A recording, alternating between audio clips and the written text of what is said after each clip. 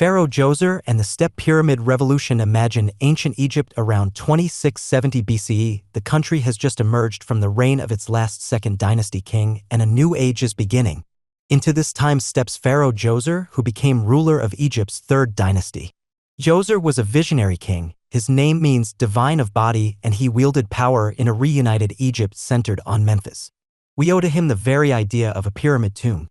In fact, Djoser is best known for the Step Pyramid at Saqqara, generally regarded as Egypt's first pyramid.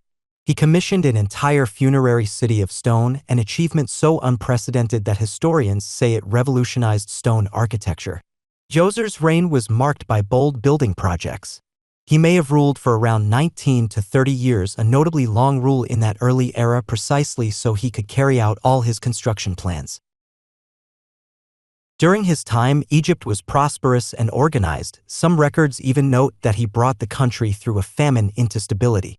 Djoser undertook the construction of temples, courts, and the Great Step Pyramid complex. The scale of work was immense. Later scholars estimate the Step Pyramid alone used some 330,000 cubic meters of limestone and clay. All of this was possible because Djoser and his court had an extraordinary talent at their disposal. Imhotep, Djoser's genius architect. The genius behind Djoser's plan was his chief vizier and architect, Imhotep. Ancient inscriptions name Imhotep as chancellor to the pharaoh and high priest of Ra at Heliopolis. To Djoser's people, he was the king's right-hand man and builder. In fact, Egyptologists credit Imhotep with designing the Step Pyramid. According to tradition, he took the old mastaba tomb design, a flat-roofed brick burial platform, and transformed it into a six-tiered stone tower. Later texts marvel at his skill in laying stone block upon stone. Imhotep is often called history's first known architect. Some sources even credit him with innovations like the first use of stone columns in construction. Imhotep's fame only grew after his time. Centuries after his death, Egyptians came to worship him as a god of wisdom and medicine. He ended up among only a handful of non-royal figures ever deified in Egyptian history. In the New Kingdom, priests still made offerings to Imhotep as a demigod of healing and knowledge. So Djoser not only built a pyramid, he helped elevate a brilliant architect into the ranks of the gods. Building the Step Pyramid at Saqqara. The Step Pyramid of Saqqara is the crowning jewel of Djoser's legacy.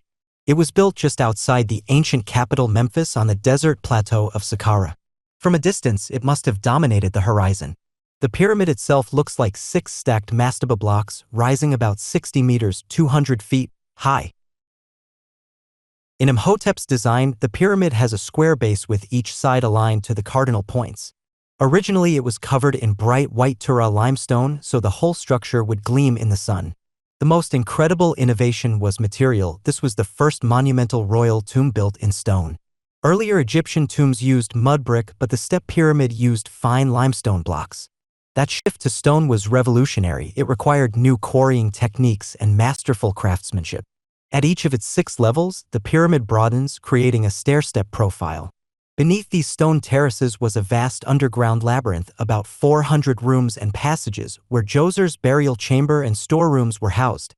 This substructure was unprecedented in size and complexity. But Djoser's pyramid was not a lone tower. It sat in a huge mortuary complex enclosed by an immense wall over a mile long. Inside that wall was a ceremonial landscape, temples, courtyards, chapels, shrines, and even fake or dummy buildings that were never meant to hold the king's body.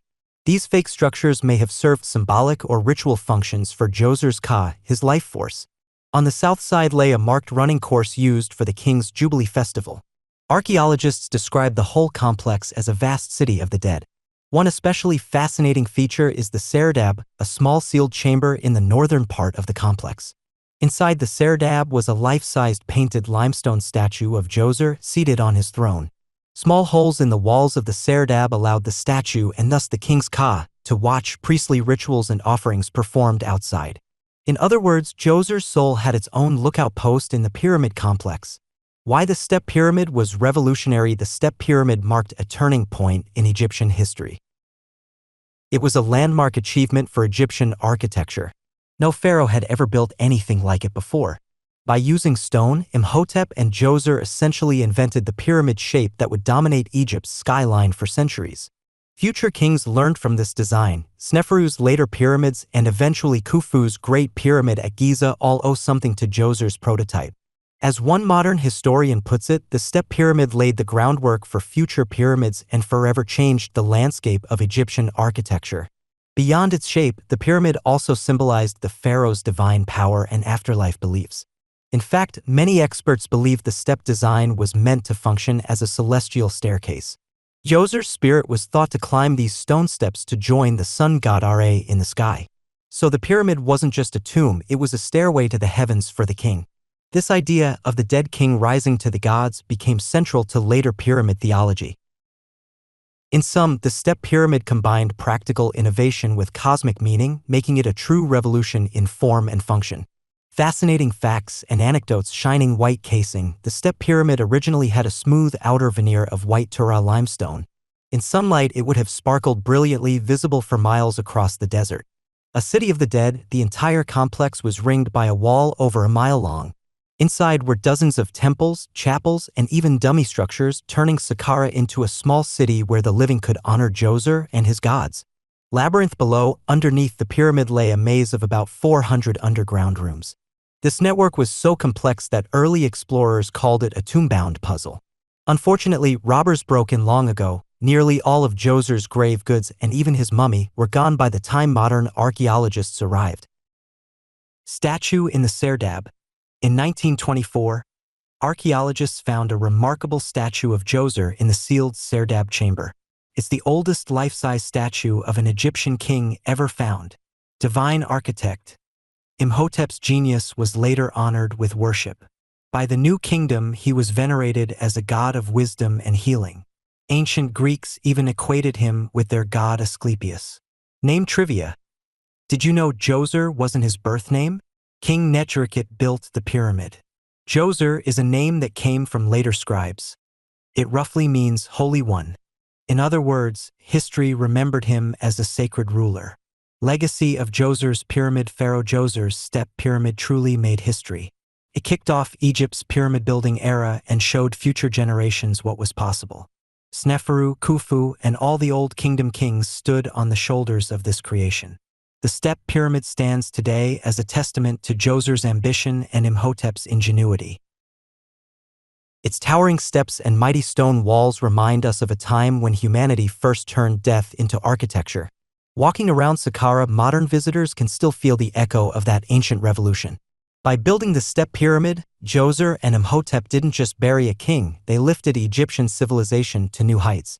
Their legacy lives on in every subsequent pyramid and in our awe even today at the idea that one pharaoh dared to build such a stairway to eternity.